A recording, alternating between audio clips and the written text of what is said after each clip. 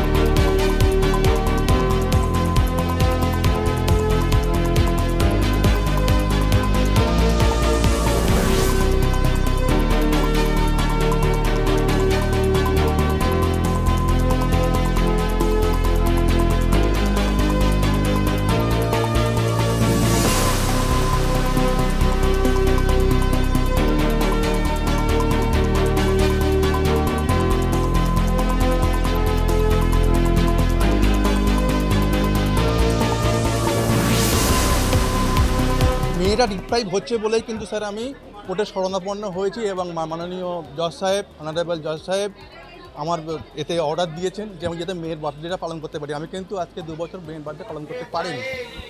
অনুভূতি মানে আমি যেন স্বর্গ হাতে পেয়েছি। মানে করছে ওর বাবার ইচ্ছা, এখন করছে, এখন ওরও তো দেখার ইচ্ছা হয়, মেয়েই করছে, ও তাতে আমার কোনো আপত্তি নেই। এই অনুষ্ঠানটা ছোট্ট একটা অনুষ্ঠান, কিন্তু এর মধ্যে দিয়ে অনেক একটা বড় বার্তা সমাজের বুকে যাচ্ছে যে গণ্ডগোল সব ক্ষেত্রে শেষ কথা বলে না। সব কিছুর শেষেও একটা জিনিস আছে যে বাচ্চা, শিশুর যে মন, সেই শিশু মনটাকে সকলের মধ্যে আস্তে আস্তে করে প্রস্ফুটিত হোক এবং এই গণ্ডগোল নিরসন হোক। আমি উকিল হলেও চাইবো না যে ঘরে ঘরে গণ্ডগোল হোক আর এরকমভাবে আমাদের কাছে আসুক। আমরাও যেহেতু সমাজবদ্ধ মানুষ, আমরাও চাইছি যে এটার একটা সুষ্ঠু সমাধান হোক এবং দিনের শেষে গান্ধী নীতির মতন সব কিছুর একটা জবনিকা পড়ুক। 4 বছরের বাচ্চা, তার আজকে জন্মদিন, তো আমরা সেই জন্মদিনটা সেলিব্রেট করতে চাই। সেই জন্য আমরা আদালতে একটা দরখাস্ত দাখিল করেছিলাম এবং আদালত আমাদের সেই দরখাস্ত মঞ্জুর করেছেন।